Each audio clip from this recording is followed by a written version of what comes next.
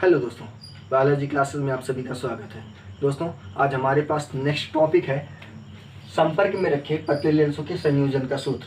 संपर्क में रखे पतले लेंसों के संयोजन का सूत्र जो कि 1/f = 1/f1 + 1/f2 होता है। दोस्तों, अब इसमें क्या होता है दोस्तों, संपर्क में रखे हैं, इसका मतलब कि कोई दो लेंस होंगे संपर्क में, इसका मतलब दो या दो से अधिक होंगे। तो यहाँ पर दो लेंस होते हैं दोस्तों जो कि संपर्क में रखे होते हैं। इसका हम निगमन करने के लिए चल रहे हैं। ये हो गया दोस्तों पहला लेंस और ये क्या हो गया दूसरा लेंस। दोस्तों, ये दोनों लेंस संपर्क में रखे होते हैं और इस पर ध्रुव हो गया और ये मुख्य अक्ष हो गया और शायद थोड़ा टेढ़ा बना हुआ है, इसे कर लेते हैं सीधा। ठीक है दोस्तों, इस पर कहीं पर एक बिंदु O होता है। O से एक प्रकाश किरण निकलती है, बिंदु O से एक प्रकाश किरण निकलती है। दोस्तों सॉरी, थोड़ा सा गलत जा रहा है।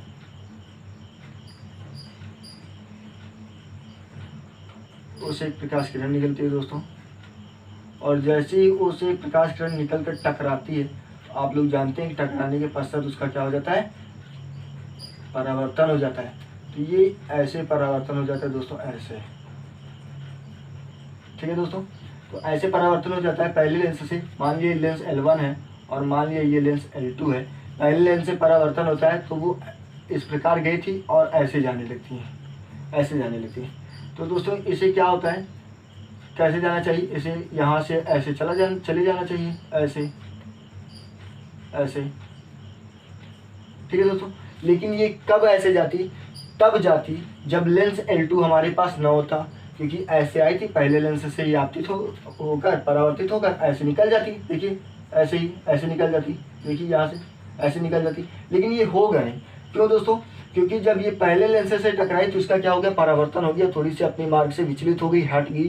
ठीक है, नीचे झुक गई, देखिएगा नीचे झुक गई। तो वैसे ही जब पहले लेंस से दूसरे लेंस में जाएगी तब भी तो थोड़ा नीचे झुकेगी। पहले लेंस में जाएगी, देखिए बाहर से आई ये किरण ऐसे, और यहाँ पर जैसे टकराई इसका क्या हो गया, थोड़ा सा परावर्तन हो गया, थोड़ी नीचे झुक गई ऐसे। तो जैसे दूसरे लेंस में एंट्री करेगी ये दोस्तों, तो ये तब भी तो झुकेगी। तो चलिए, जैसे यहाँ से एंट्री करती तो ये झुक गई, और दोस्तों ये क्या हो गया, मान लेते हैं इसे आई और इसे क्या मान लेते हैं, I'। ठीक है दोस्तों, तो ध्यान से देखिएगा, यहाँ जो O वस्तु है, O वस्तु का जो प्रतिबिंब बनता वो L1 लेंस के कारण बनता, तो उसका जो प्रतिबिंब था I' बनता। लेकिन लेंस L2 भी है, तो लेंस L2 से वो परावर्तित हो जाती है, तो वो ना बन करके वो बनती है I। ठीक है दोस्तों, तो O वस्तु का प्रतिबिंब I' होगा, लेकिन I' का जो है एक वास्तविक वस्तु होगी, सॉरी आभासी वस्तु होगी I के लिए। इसका मतलब I' जो होगी दोस्तों, ये जो हमारी I' है, I' के लिए आभासी वस्तु का काम करेगा। जैसे कि I' जो है, I' के लिए O वास्तविक वस्तु का काम कर रहा है, वैसे ही I' के लिए I के लिए I' वास्तविक वस्तु का काम करेगी।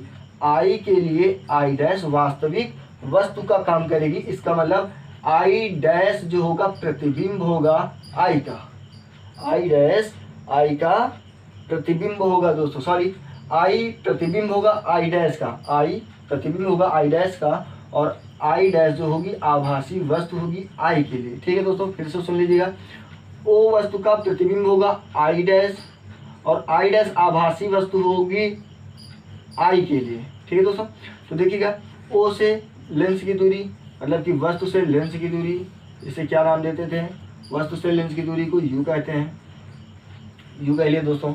और मान लेते हैं यहाँ से जो पहले वाले लेंस से जो प्रतिबिंब की दूरी है उसे V' नाम दे देते हैं दोस्तों।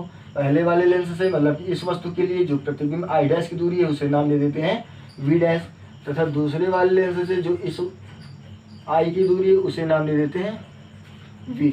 ठीक है दोस्तों, तो O से लेंस L1 की दूरी को नाम दे देते हैं U, और लेंस L1 से प्रतिबिंब I' की दूरी को नाम दे देते हैं V', और लेंस L2 से I को नाम दे देते हैं V। ठीक है दोस्तों, तो यहाँ पर देखिएगा, हमारे पास एक फार्मूला होता है,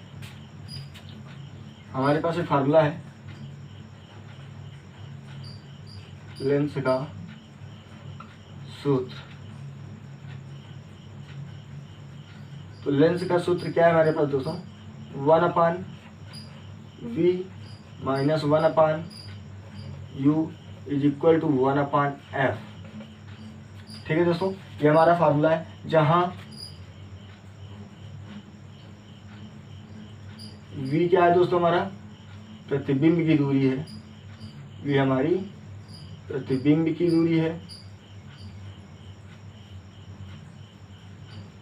ठीक है दोस्तों, u क्या है, वस्तु की दूरी है, u जो है वस्तु की दूरी है, तथा f जो है फोकस दूरी है, फोकस दूरी है। ठीक है दोस्तों, तो हमारे पास लेंस का सूत्र है 1/v minus 1/u is equal to 1/f, जहाँ पर v जो है हमारी प्रतिबिंब की दूरी होती है, u हमारी वस्तु की दूरी होती है और f हमारी फोकस दूरी होती है। तो दोस्तों यहाँ पर देखिएगा, पहले लेंस के लिए प्रथम लेंस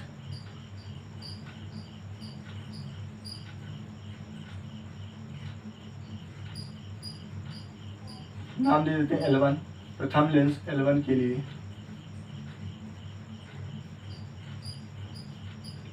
लेंस के सूत्र से, L1 के लिए लेंस के सूत्र से, तो बताइएगा दोस्तों, सिर्फ क्या बदल जाएंगे, इनके चिन्ह बदल जाएंगे, इनके चिन्ह बदल जाएंगे, जिससे इन्हें प्रदर्शित कर रहे हैं वो बदल जाएंगे दोस्तों, चिन्ह नहीं जिससे प्रदर्शित कर रहे हैं वो बदल जाएंगे। तो प्रथम लेंस L1 के लिए हम क्या बोल सकते हैं दोस्तों, 1/v डैश 1/, चलिए पहले बता देते हैं किसके लिए क्या है। तो L1 के लिए दोस्तों प्रतिबिंब वस्तु की दूरी,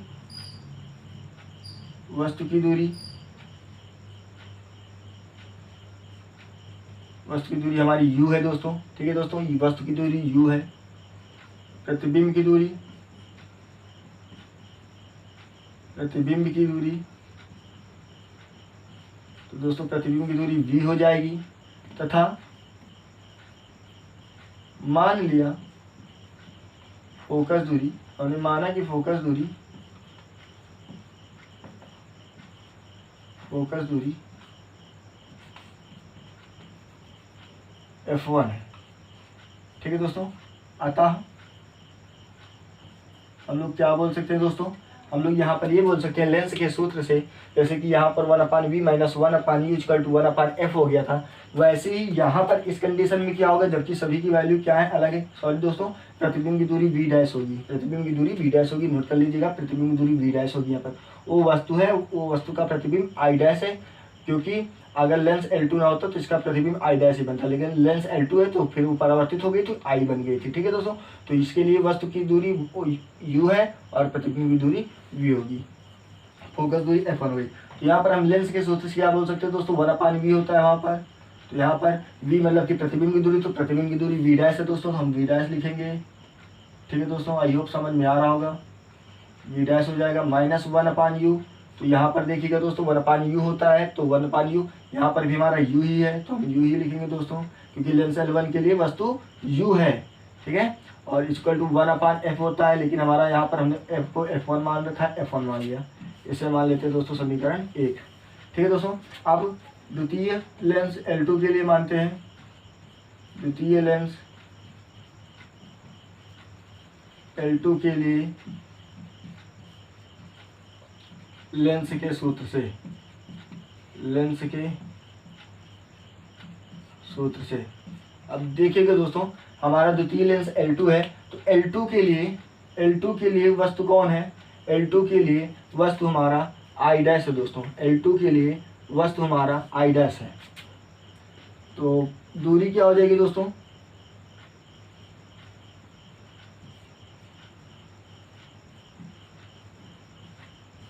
ठीक है दोस्तों, तो L2 के लिए हमारा वस्तु I डैश है, तो I डैश की दूरी V डैश होगी।